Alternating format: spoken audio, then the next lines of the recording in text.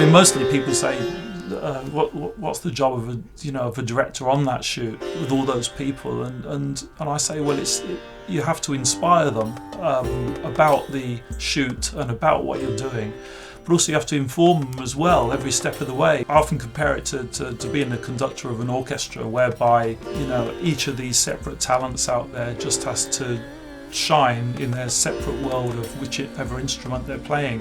Cut. The cinematography was amazing on this shoot. Ian Howes, who's a brilliant director of photography and camera operator, Ian really makes this look like a feature film. We're using Paul's sets and lighting them in the way that he did. We end up with a look of something which punches way above the weight of an independent feature film for me.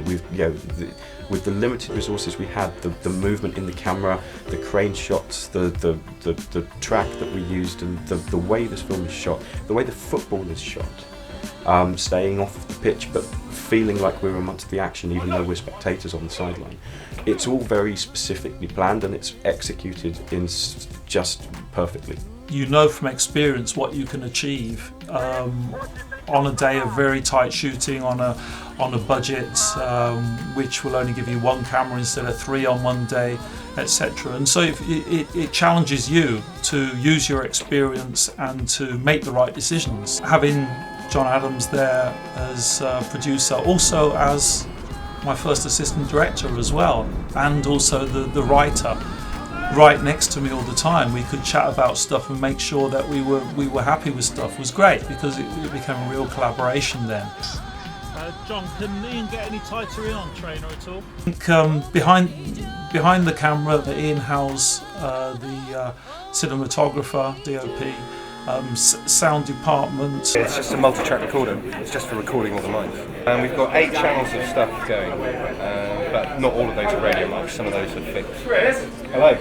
Costume, makeup, everybody across the board was just coming up with great ideas and great things. We're just going to hang Gary Mavers, because we're doing the close-ups, it doesn't really need to be hung.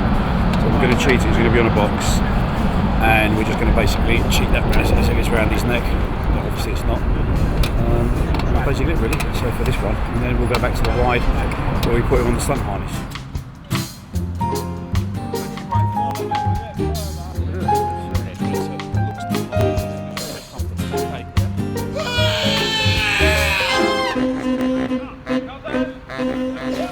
Very lucky with the costume department that we managed to get on this film. Alex Weatherston, the costume designer, who I've worked with many times before, managed to bring in Lisa Mitten, who is in her own right an excellent costume designer. And the two of them together just did an amazing job of underpinning this film with brilliant costumes. It was very difficult to get the Cowboys costumes right, not that they're always even wearing clothes, because they had to go from threadbare, almost completely destitute clothing to utterly disgusting, lurid, bright pink clothing with pictures of the Taj Mahal on the front. Hey,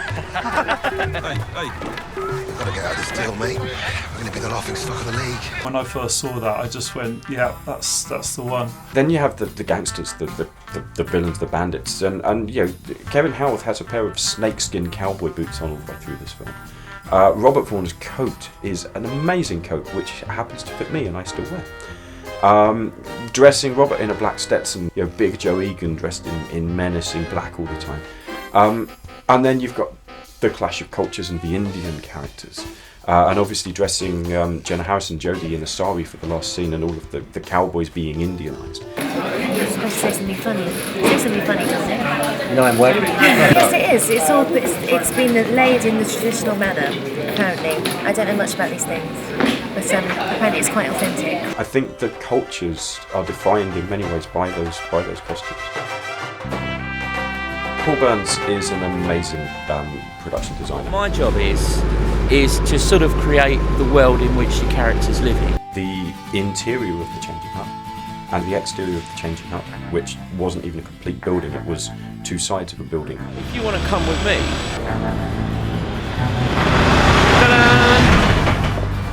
it's not real. It's supposed to be a secret. which we had to build more than once because it blew down in gale force winds. But I did have a tear in my eye when I came over and see it all smashed. And had to be rebuilt during the shoot. Caused us several scheduling issues. All the guys, they run off the field through that door over there to here, and then we just cut and pick them up back in the studio in the interior. If you look at it, it looks like an old changing room for an East End football club that's been there for years.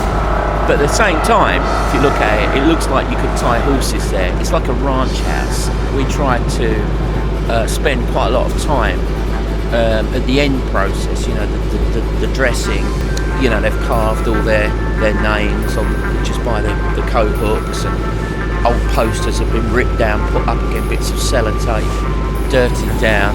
You know, we spend quite a lot of time doing that on the big screen. It's massive, you know, so you have to pay attention to all that little detail, but it also helps the actors. We've actually taken all the rigging out of the set this morning, so it's just a wooden structure now.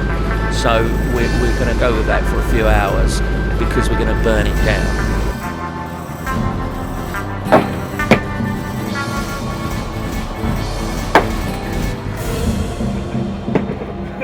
Action!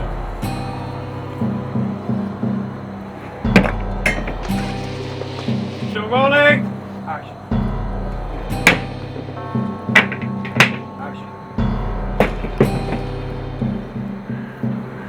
Bastard, isn't it? Action!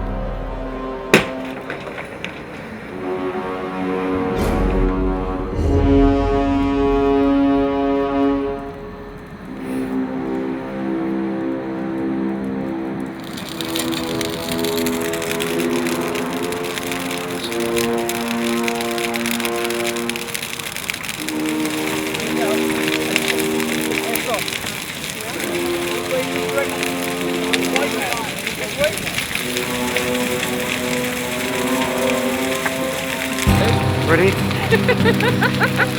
Anybody got any toast? Back a bit, back a bit, back a bit. Came prepared. Real section, all right. Yeah. From now on, we're going to talk every set. It's so wonderful. The design of the outside of the Indian restaurant, which was a condemned building in Leighton High Road in East London, which we just, when we took it out, when we recce'd it, it was just this derelict brick old pub that just looked like a derelict brick old pub.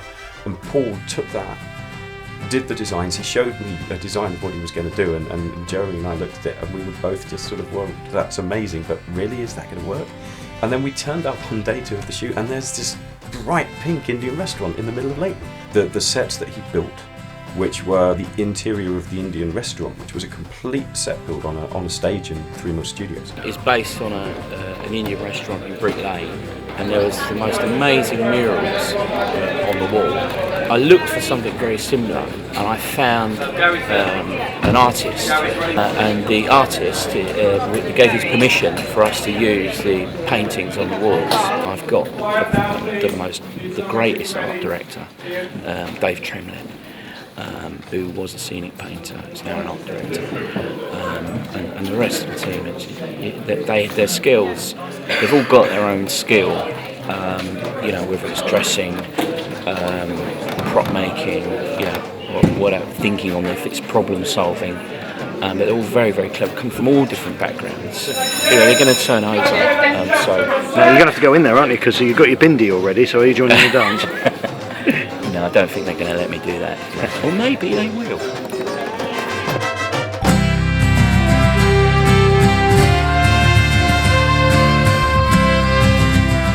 My name's Amber, and I've been choreographing the last dance sequence.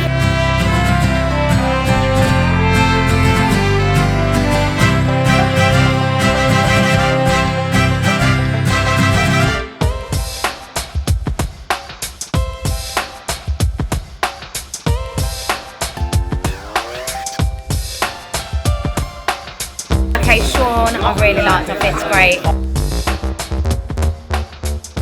Choreographer's a very good teacher. We're getting there. She's very good actually, she's excellent. She keeps saying we're amazing. They've been absolutely amazing. I'm quite sure that's So it's very kind of her to like. like the rifle. It's like So the half point route. They've just got the natural Hollywood vibe. this here, the clapping, right? Which is also, from my understanding, it's actually whipping the ball. Whipping the ball? Yeah. That's it, well done. My aim is to now get the crew doing it.